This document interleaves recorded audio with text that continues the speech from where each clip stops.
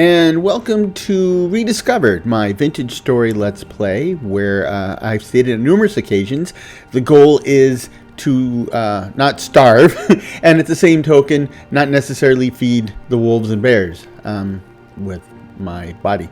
So with that said, we have been somewhat successful so far in that I haven't died yet, and I haven't quite got to the starving stage. Got close at one point, but we're now at a point where things aren't easy.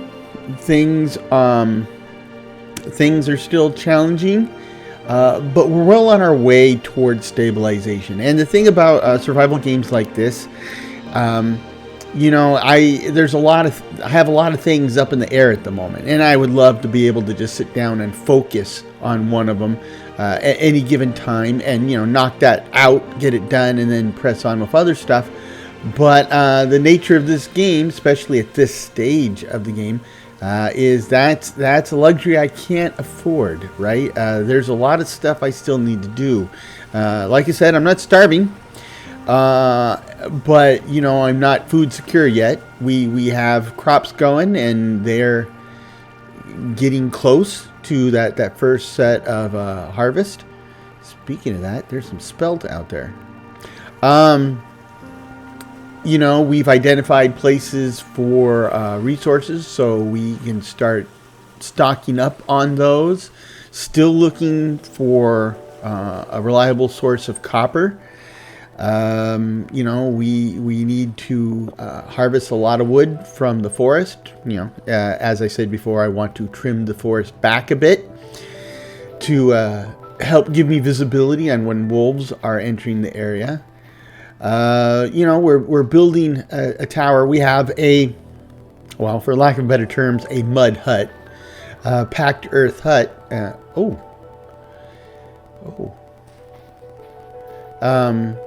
I don't know where I must have harvested that spelt and just forgot to remove it from the map. Because I'm on top of it, or I should be on top of it, and it's not here. So we'll press on then. What was I talking about? The tower. So we're building a tower, and my tower is on a little island, which was a strategic decision because there are, for lack of a better term, I guess, supernatural bad guys who seem to be out and about, and this will afford us some protection from them. Plus, bears and wolves can definitely swim, but they don't really do it by choice all that often, so that would give us some protection from them as well. And as our crops grow, they are tempting targets from some of the other smaller and generally more harmless denizens of the neighborhood. And oh boy, that's malachite. So that malachite's copper. It's green. It's a green stone full of copper. That's why it's green, in fact. So this is our first surface signs of copper in this game, and we'll mark that right here. And let's see if there's any more. It's my understanding that if you find, the more of these you find on the surface, the greater the indication of the vein. I don't see many more, so we're not talking a big vein, but this is a great place, a great time to kind of dig down to the rocks so that we will be prepared to mine this area once I get my original pickaxe. Now this is the catch-22 of mining in Vintage Story. You can't break rocks without metal tools. It's really hard to get metal tools without breaking rocks. The two ways to get started. The two ways to get started is you find enough surface rocks like we just did, or or you pan for copper in sand, which we've done in previous episodes. And we have a lot of sand stocked up, plus there's a lot more sand in our area, so we'll continue that route. And I hate that noise. Chances are really, really good that ultimately that's where we're going to get our initial copper. There's a chicken out there. Chickens are good. I mean, chicken tastes good, but we will want to capture chickens to start our own brood. The problem with that at the moment is that all the animals, all the domesticatable animals in Vintage Story start out as wild, and wild animals kind of freak out when you're in the neighborhood. Chickens in particular. And so the problem with chickens is when you're trying to domesticate them is you need a place to put them where they're safe, but you also need to kind of put it a little ways away from where you're planning to spend much time, because if you keep walking through the area, the chickens keep freaking out, and it's kind of spoiling their whole, nesting, brooding, hatching mechanisms. So now that goes away, because as you have successive generations of chickens, each, or any animal, any of the domesticatable animals, each generation they fear you a little less, and after a few generations, their behavior changes immensely. And by I think it's at 10 generations they're fully domesticated. They'll happily go wherever you take them, and will not flinch when you go to butcher them. So for better or for worse, that's just how the model works. Anyway, so yes, I will want chickens, because chickens not only produce meat, they produce eggs, which counts as a protein, and they produce feathers. And as I've stated in earlier episodes, I have spears. Spears are okay. Spears are definitely get the job done, but arrows, particularly feathered arrows, not crude arrows, are even better yet. And okay, there we go. So now that's kind of like my stake on the mine. It's ready for mining. Got to do my prairie dog routine here. If you're not familiar, prairie dogs are little, I think they're rodents that live in big colonies, and they have lookouts that will find the little piece of high ground and keep popping up, standing on their hind legs to see if they can find any signs of intruders. I want to go ahead and finish this shovel off so that I get the inventory space back. And like I said, I live on an island. We're expanding the island, so at the moment, there's no such thing as too much dirt.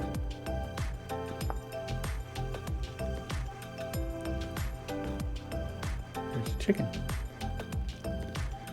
Usually out here in the wild like this, chickens will usually consist of a rooster and then one or more hens. There's a little bunny. Now, the longer I'm in this particular world, the longer I'm getting nervous, the more nervous I'm getting is probably the way to say that. In that, I'm not, oh, there's some puffball mushrooms. And granite. Good to know. Good to know. Because later when we want to make a kern, that is a device for grinding stuff. We'll need limestone won't cut it or grind it, depending on how you look at it. We'll need a different type of stone, and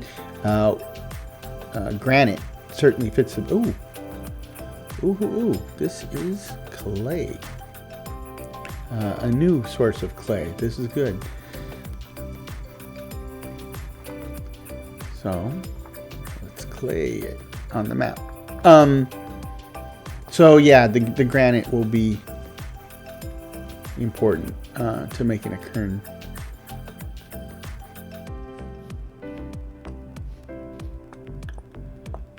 keep picking up all of these rocks and flint. Also, as I've stated previously, you know, you have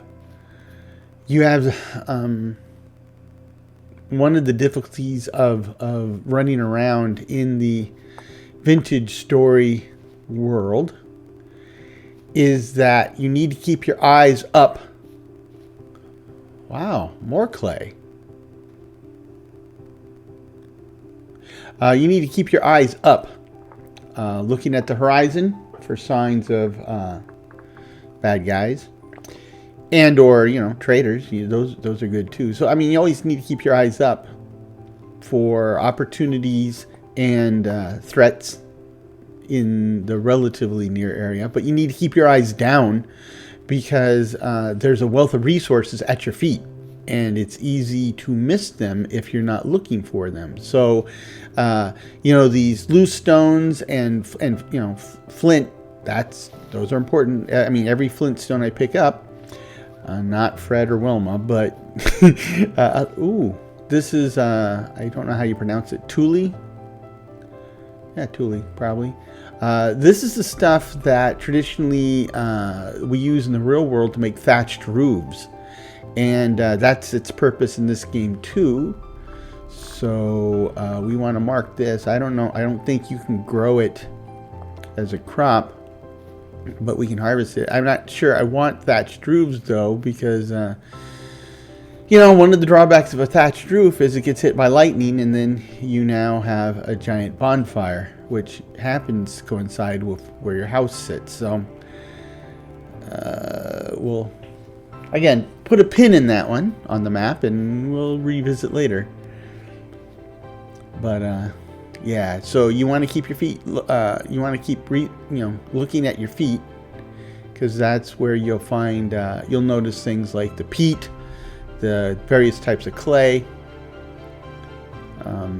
you know, different types of stone, and of course the all important indications of ore underneath, right? So when you have loose bits of lead, quartz, copper, malachite, what have you on the surface, that you know there's a future mine waiting to happen, right? Mark the location and remember it. So there you go. Very nice. I think we're entering into the edge of a forest here. So if it has more than like one tree every 7 miles, it's apparently a forest. A lot of flowers, not necessarily the type you'd find in a flower shop, but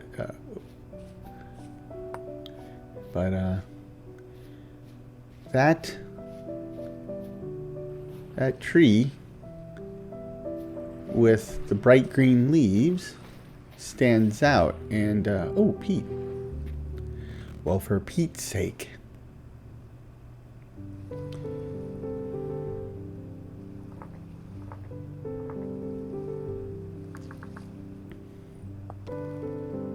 So that bright green tree stands out because of the colors of its leaves, and this should be a fruit tree of some type.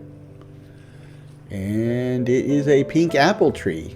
Now, we can take a cutting from this tree to grow our own pink apples, possibly, because there's no guarantee the cutting will take. I'm not going to do that right this second. We'll put a pin in that one too, because I don't know where I'm going to put it yet, right? We're still fleshing out our island, expanding it out so that we have room. And, you know, we've got already a lot of stuff slated for the island. We're going to have to expand it so that I'd like to have a little more room for growing crops. I would like to set aside a space for beehives, growing some trees, and then, of course, oh, we found some more ruins. Nice. And some sand, limestone, gravel. Oh, we found pretty extensive ruins, too. Okay. Okay, so this is, we'll have to mark this on the map and start making trips here. Oh, I just saw something walking out there. I don't know what it was. It looked like it was moving fairly fast. Oh. Bony soil. Don't mind if I do. Of course.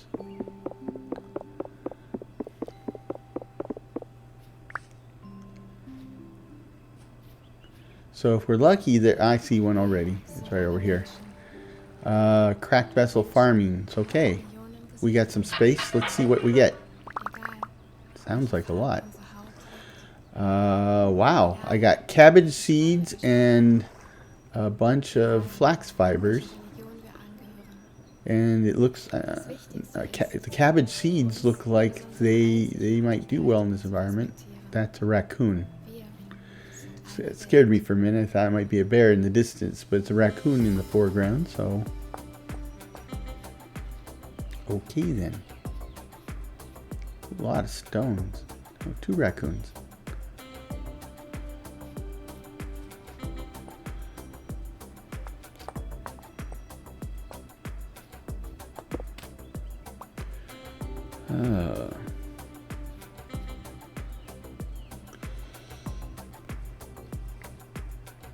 I am tempted to go into those hills to see if I can't find what that shape was. But at the same token too, I got a bunch of stuff I don't want to lose. I haven't died yet. I'd like to keep that streak going. The reason I say that, like the way wolves work, if it's a lone wolf, so to speak, you know, they just they wander. If they find like a prey animal, they'll attack it and rip it to shreds. But otherwise, they just kind of wander and they take a nap, and they wander and they take a nap, and that's their thing, right? Looks like we got something here. Rye, okay. I don't have the inventory space to grab it right now, so we'll mark this.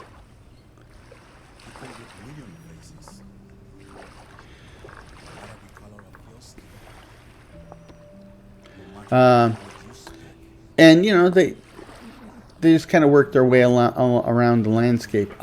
Packs of wolves are different. Usually packs of wolves, it's 1 or 2 adults with 1 or 2 or more cubs. And it's actually quite charming where the adults, the cubs are playing, the adults are kind of like taking care of them. It's, you know, it's hard to forget, or it's hard to remember that they, you know, they're deadly apex predators in my space. You know, I love to see them doing their thing in the wild, but unfortunately, if you're close enough to see them playing, you're close enough to be run down by them and eaten. So, yeah, you know, the other thing too I might have mentioned in this series or other series is that I get it. The wolf cubs are cute and all, but you know, you let them live, they will grow up, just like in real life. And if you're out killing the adults because they're a danger, then you're gonna have to go out and kill the cubs because they will become a danger. So, just how it works, right?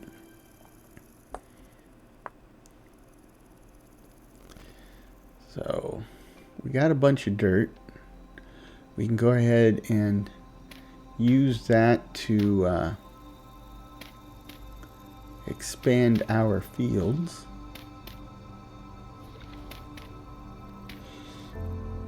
Now, I really don't know how many fields are enough, right?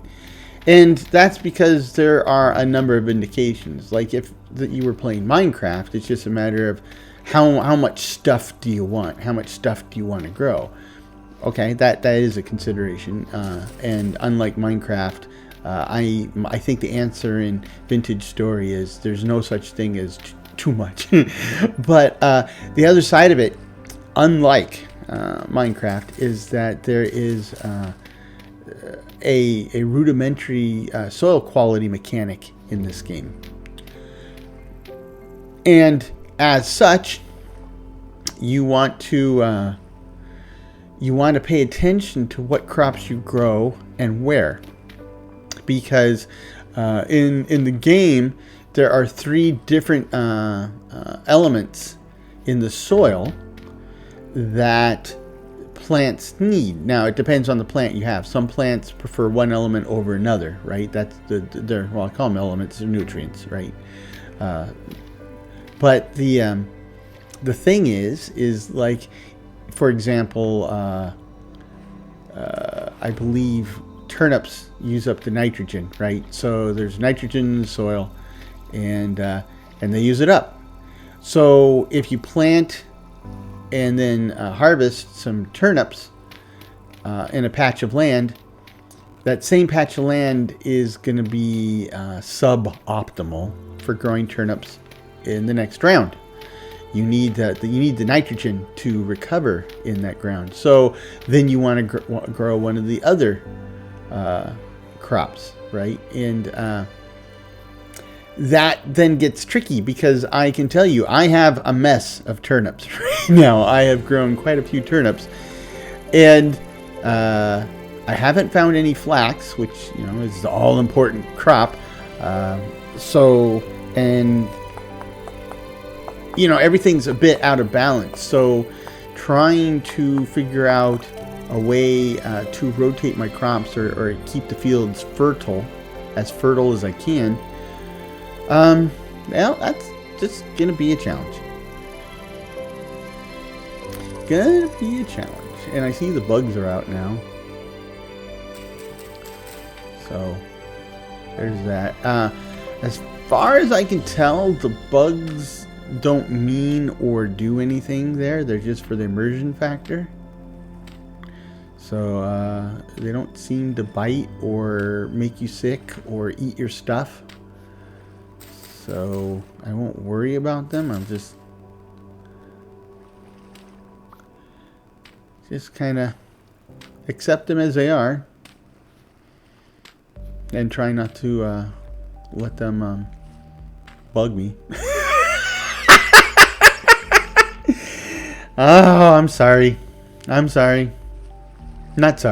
That's just, it is who I am. Let's just come to grips with it and call it what it is. So let's put our cabbages here.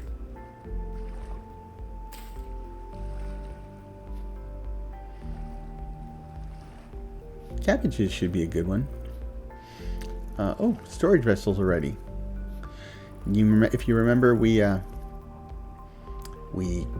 molded these out of clay. Then we put them into pit kilns, and they've been on fire for a day or so. Now they're ready. This should give us our rudimentary storage for a bit. They're primarily designed for food storage, especially vegetables and grains. But man, it gets dark in here. But we can put other stuff in there, and for now we will do that. Look at that. I'm now out of the food. Let's see. And you don't want to carry too much stuff with you at one point. You want to store stuff as much as possible. So that's why I just put half of my half the flint I had on me inside storage, because if I die and I can't get back to my body, I lose all the stuff I had on me. So try to keep, already the inventory system is pretty frugal, so you're already going to try to keep on your person just the stuff you need at the moment, but just in case, you can take it to the next degree. Make sure you don't lose stuff. So I don't normally store my minerals with my grains, so let's isolate these a little bit. And I don't really have a place for crafting bits, do I? So I guess this would be the crafting bit section for now.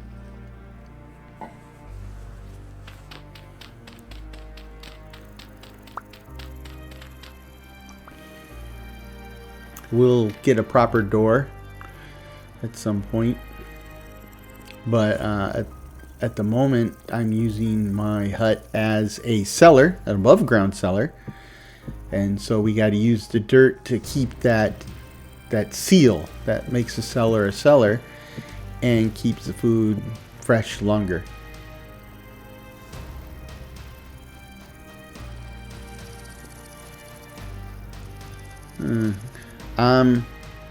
I do have a lot of soil within the limits of the tower I'm building, so it would probably make sense if I'm trying to expand the island that this soil is readily available in a relatively safe place. And I got to dig it out anyway, so might as well dig it out now and use that to expand the island a bit.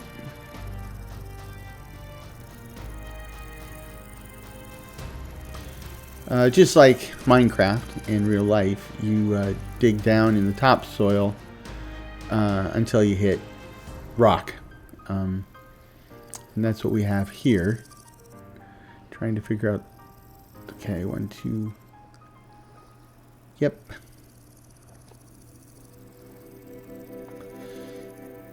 And when the time comes, I'll need to trim these floors down a little bit, because... like that floor right there is too high. I want to make this into a big basement, and I need 3 spaces vertically to live in. So this is the floor level I want right there.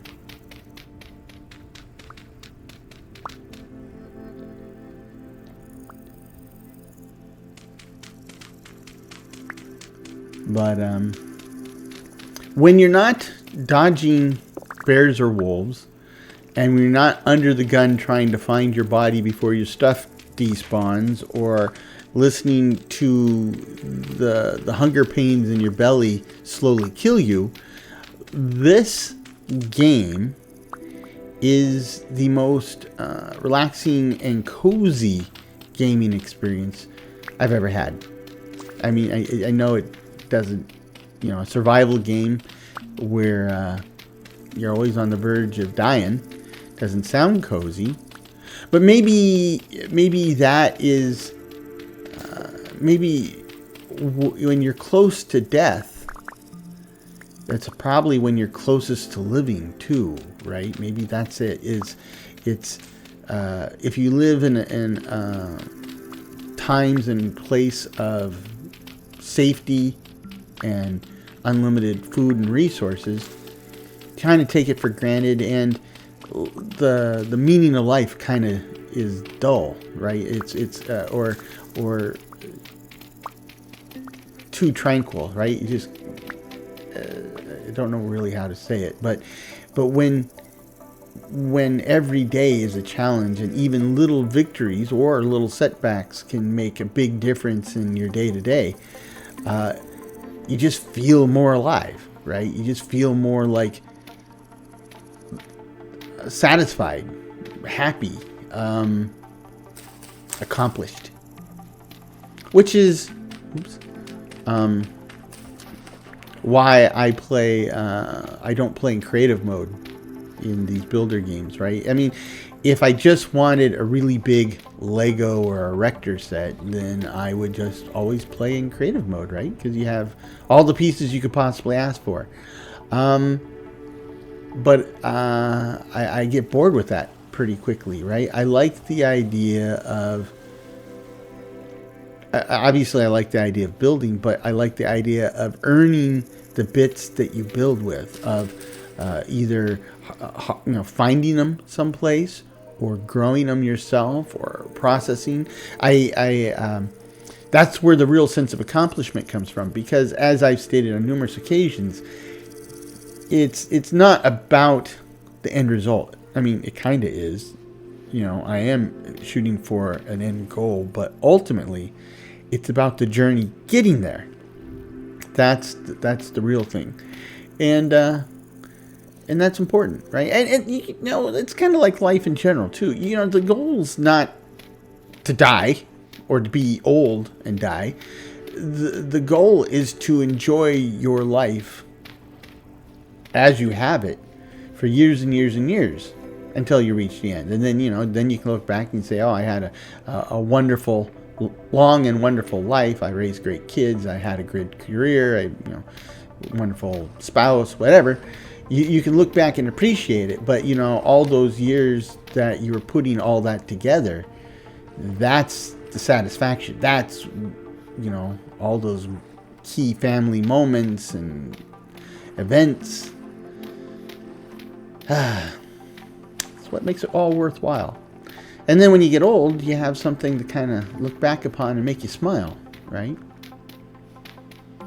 And if you are not old, like I am, then you may or may not understand this now, but there will come a day when you'll be in my shoes, and you'll look back at the things you did, and you'll smile, right? And of course, you'll also be in my shoes where you're describing the things that you did and said and witnessed in your younger years to people much younger than you, and trying to convince them that that's really what happened, right? We really did that back in the day. And like me, you're gonna be both amused and annoyed by the fact that they'll just shake their head and say, yeah, whatever. And then, because that's the cycle. That's the cycle of life. That's the cycle of life that they didn't tell you about in The Lion King. But it is what it is. I've been on both ends of the spectrum now, so I get it. I understand it. I wish it were a little different, but no, it is the way it is.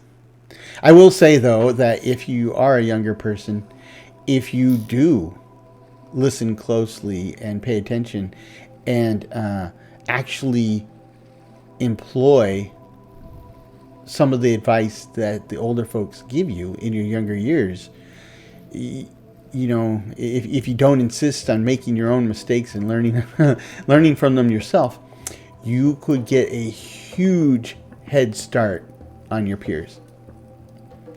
Things like money and career and stuff like that. That's, you know, you can go make your mistakes the hard way, or you can listen to some of that advice and start early.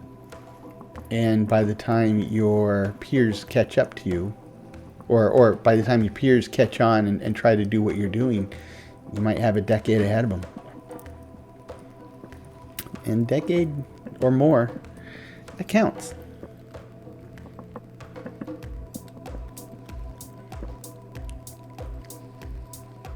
Okay, so we got new food now. Good. And it's a new day, new morning. Beautiful morning, in fact. Much nicer than the morning I woke up to this morning in real life. Kind of gray and overcast. But then again, people always laugh at us saying that's what we get all the time. And it's like, yeah, we get more than our fair share. I'll admit that. But it is a lot nicer than most people give us credit for around here.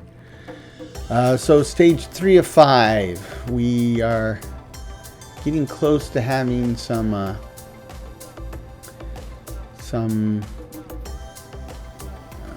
mature turnips. That's good. Not a huge fan of turnips in real life, but again, this is Vintage Story. You do not turn your nose up at anything, right? People ask you what your favorite food is, it's whatever you have, right? Okay, let's see if we get any special treasures from panning this bony soil.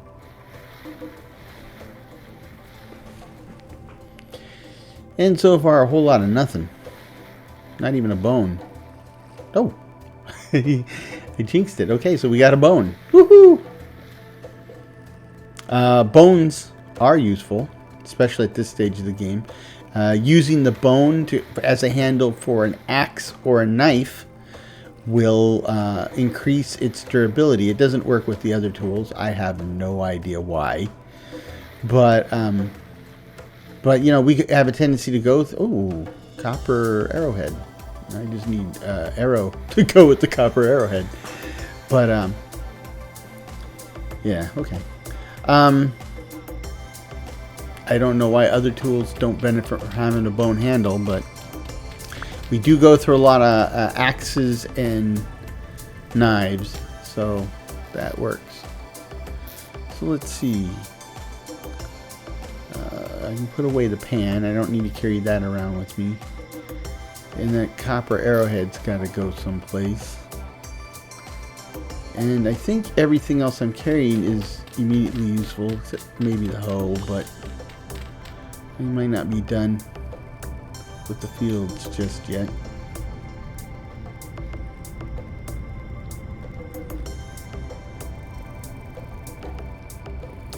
Okay, it's a new day, so the clock is reset as far as daylight goes. That's you know, it's one of the things that you don't think about in the modern world, because we have lights, and you know, electric lights are easy to access, so you know, you just flip them on and you can stay up until the wee hours of the dawn.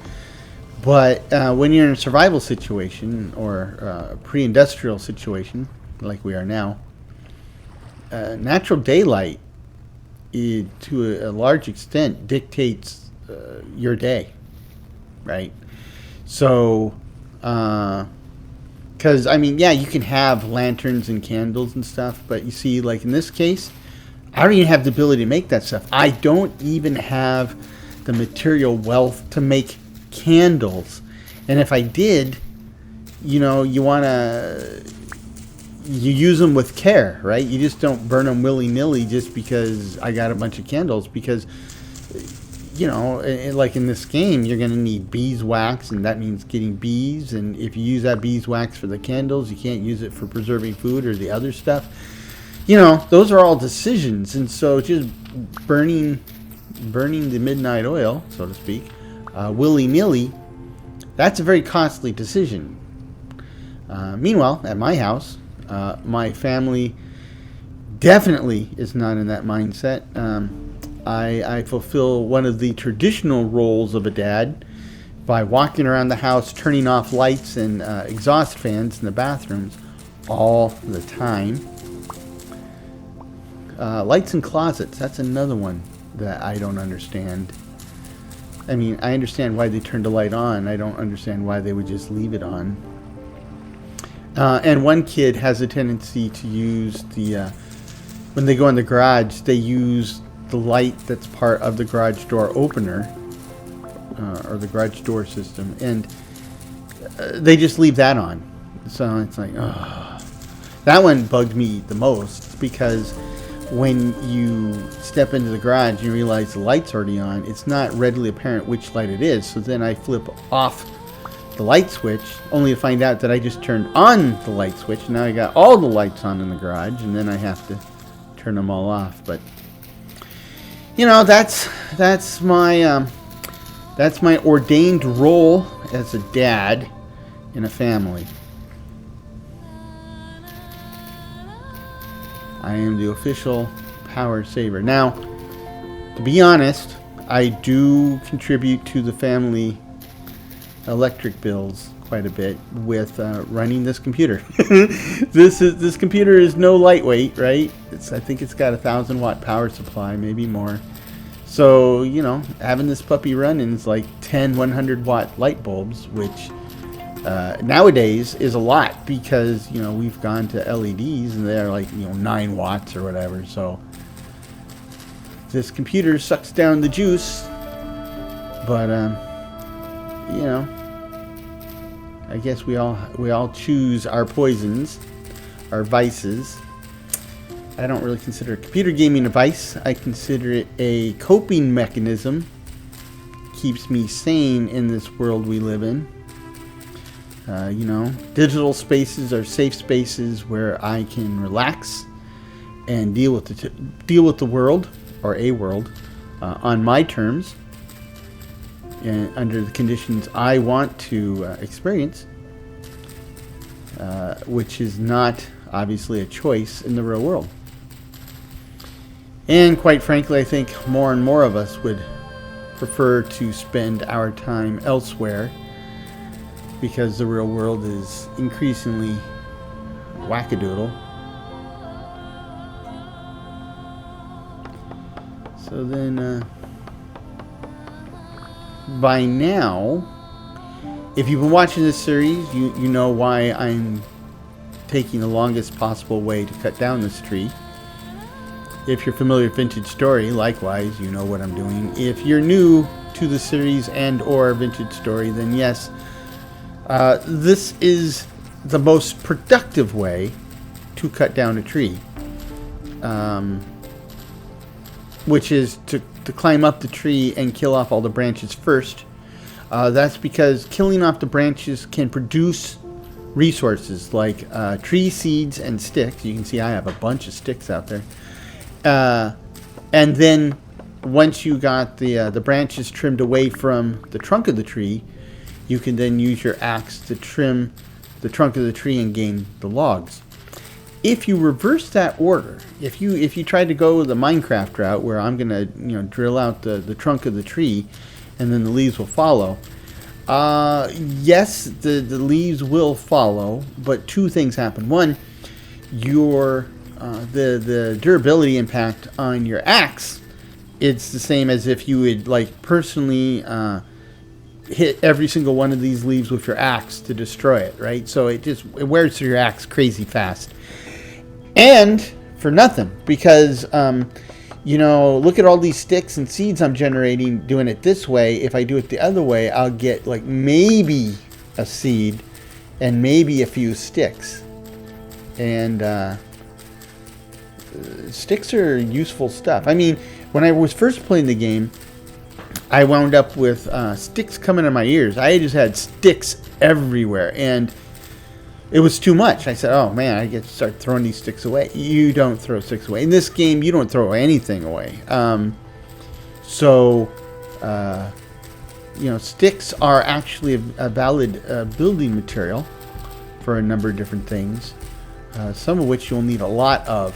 And you can actually, once you start a fire pit, you need to use firewood to start a fire pit. But once the fire pit's started, you can use almost anything to burn in the fire pit, depending on what you're doing. If you're just like cooking food, yeah, I've been playing a lot of Minecraft. I forgot about dropping like that. Anyway, you can put almost anything in a fire pit and burn it, and if you're cooking food, that should be enough. If you're trying to smelt or do something like that, then that might not be a good choice, and a lot of that stuff burns really fast, so it's not real efficient fuel. But if you got a bunch of stuff you want to get rid of, it might be worthwhile. So I'm careful here, but this is fungus growing on the side of a tree, chicken of the woods, which is probably edible. We'll double check that before we actually chew on it, but the name certainly is a good sign. And what we're going to do is we're going to mark on the map that we found chicken of the woods, because all the fungus, whether it's on the ground or trees, it will grow back. It just takes some time. The thing about forest floor. The thing about the forest, though, is it will only grow back on the trees that are already there. So if I cut down that tree, then we're not going to get any more chicken of the woods. Same thing with resin. Resin is an incredibly important resource that you find sometimes on the side of pine trees. You can't damage a pine tree so that it will produce its own resin. And if you cut down a pine tree, any trees you grow yourself, they'll never have resin on them. So, those resin trees you'll want to mark and make sure you don't cut down. Now, I don't know why that is, because realistically, you could be able to cut into any pine tree and get the sap flowing. That's also something I was curious about, is that I've got tons and tons of maple trees. I'm really surprised they haven't instituted a maple syrup mechanic, right? Because that's in the United States, in North America in general, maple syrup was the primary, well, until they started planting sugar plantations. For the early colonists, maple syrup was the primary sweetener, right? Because they had tons and tons of maple trees. And the way you get maple syrup is you score or tap into the bark of a maple tree, and the sap comes out, and then you take that sap and catch it in buckets, and then you boil it to reduce it with sometimes with some other stuff like butter, and then eventually it uses a lot of fuel, but eventually you'll have maple syrup, and maple syrup was a fantastic sweetener, is a fantastic sweetener, great way to store calories. So I'm really surprised. I do not know how to make this thing stand. I know there's lots of stuff you can store on the ground, including tools, and in the case of tools, they just kind of like lean against the wall, like you would probably do in real life. But everything I was trying to do with the hoe looked like it was going to try to make try to hoe the ground inside the hut, and I don't want to hoe the ground inside the hut. Anyway, so I'm really surprised they haven't instituted maple syrup as a game mechanic yet. Probably just a matter of time.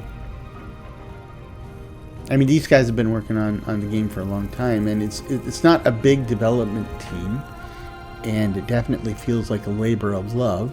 And they, I think, that their approach is to kind of like not necessarily go slow, but but definitely not go fast, right? They're approaching this at a speed that they're comfortable with, doing stuff until it meets their criteria, and then pressing on, right? They're not artificially accelerating or decelerating to fit 4 or 5, excellent, arbitrary delivery schedules or whatever. And I think that shows. I think it's one of the reasons why I enjoy this game as much as I do.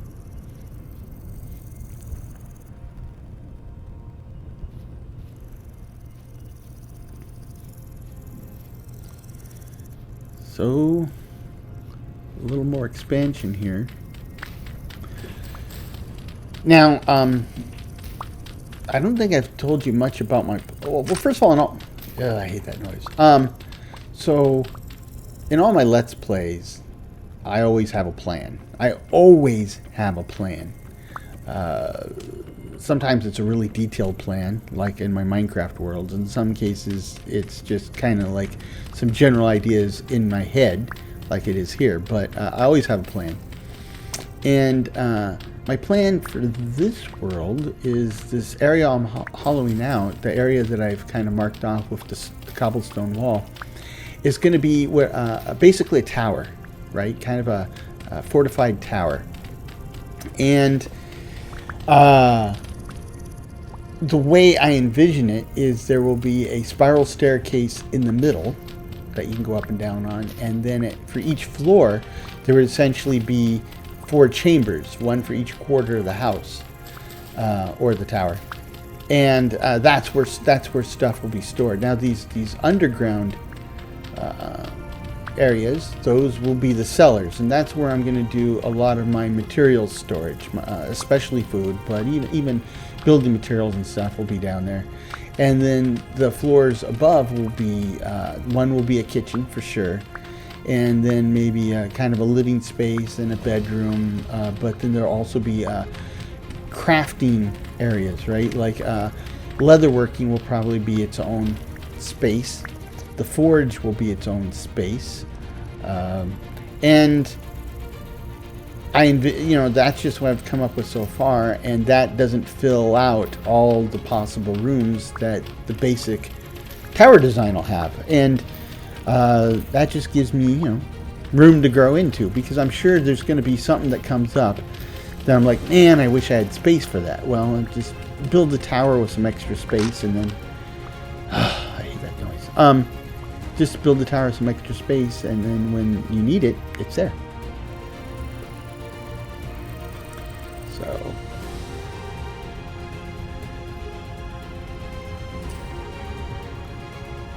very nice. Very nice.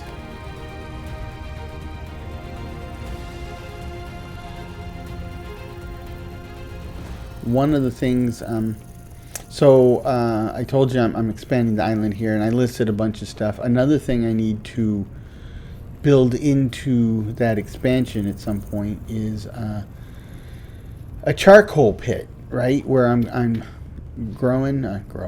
producing charcoal.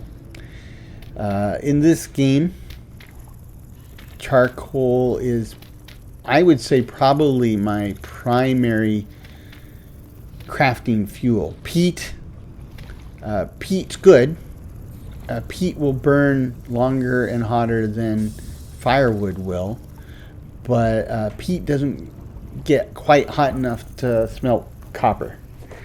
And for the foreseeable future, that I'm going to need a lot. I'm going to be smelting copper and then tin, which uses copper. So yeah, I will need something more than that. I think brown coal, I've never found brown coal, but I think it gets hot enough. Black coal definitely does get hot enough, but again, you got to find it.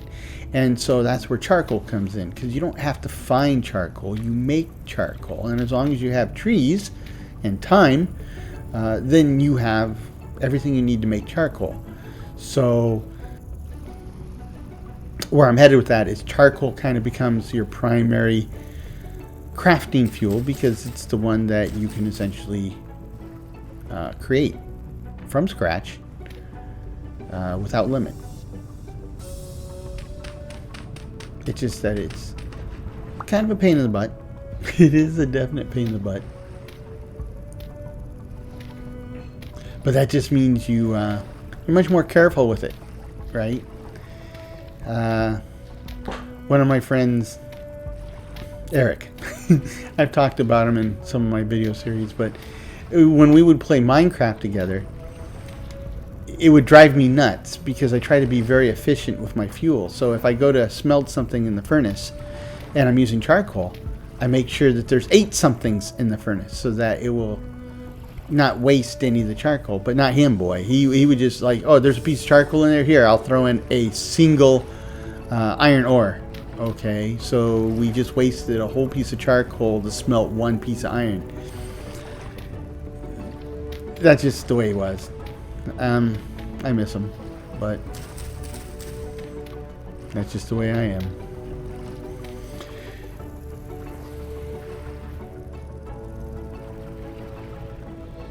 So, very nice. As you can see, as we expand, we'll probably bleed into some of these sandbars, and we'll grab that sand, right? Because that's where I'm expecting that we'll get our starter copper bits.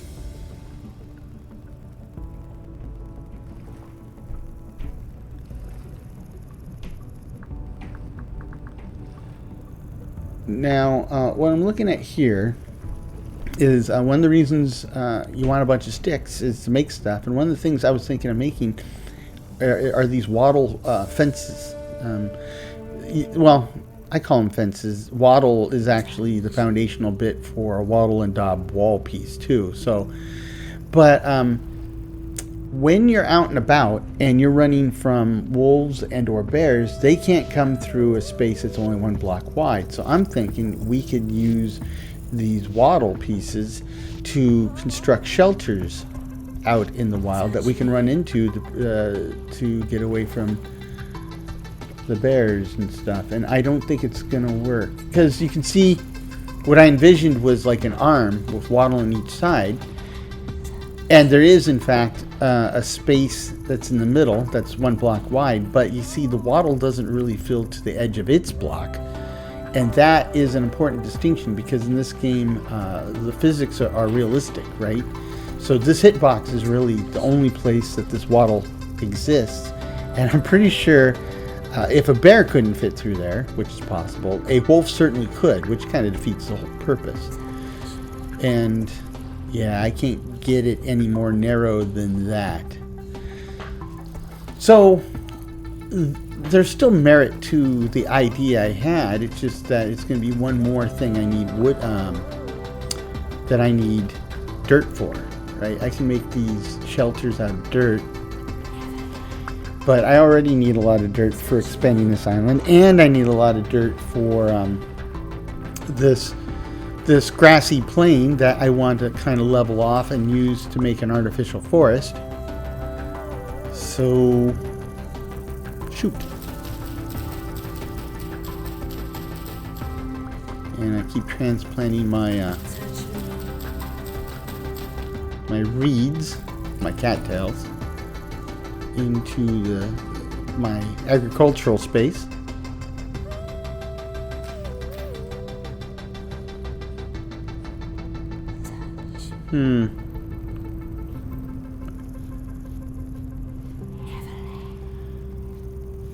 So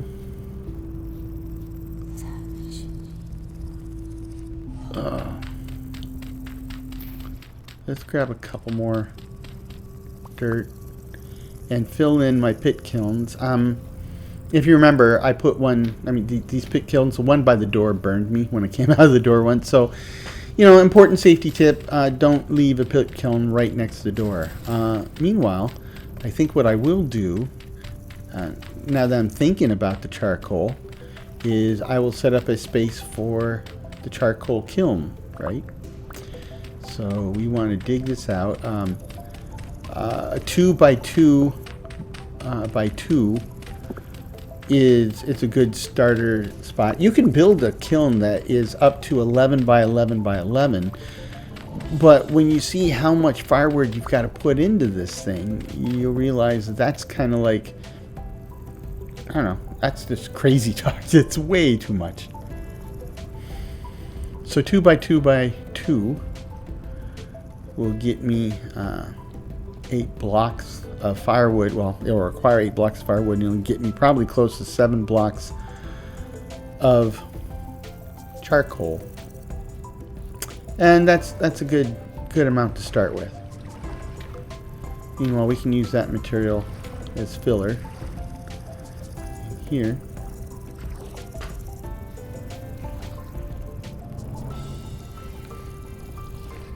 I made some good progress here.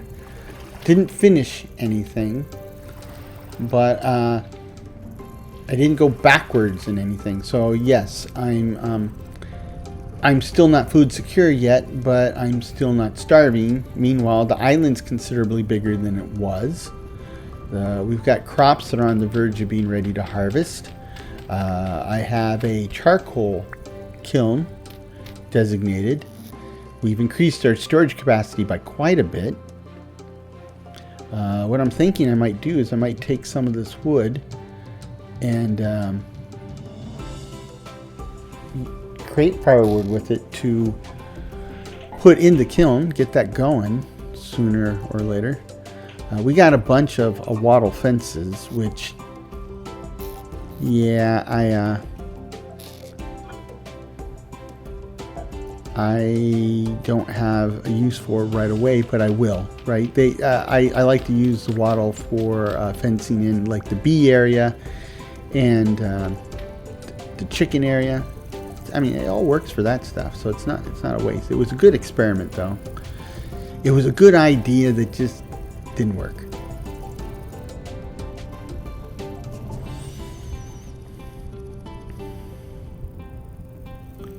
So 32, maximum stack size of firewood is 32, and 32 firewood will fill one complete block of space. So here's 32, and that gives me 4 rows of 4.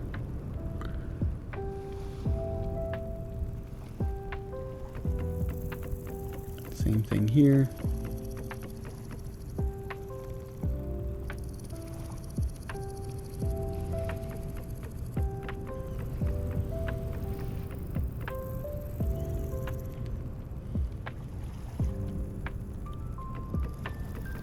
I have quite a few maple seeds, so I probably need to go on a planting spree here shortly.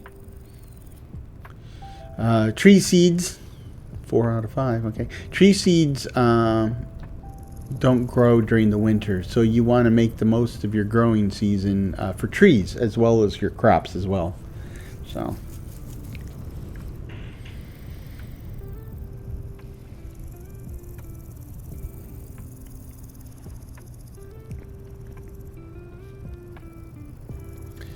And I think that'll do it for today.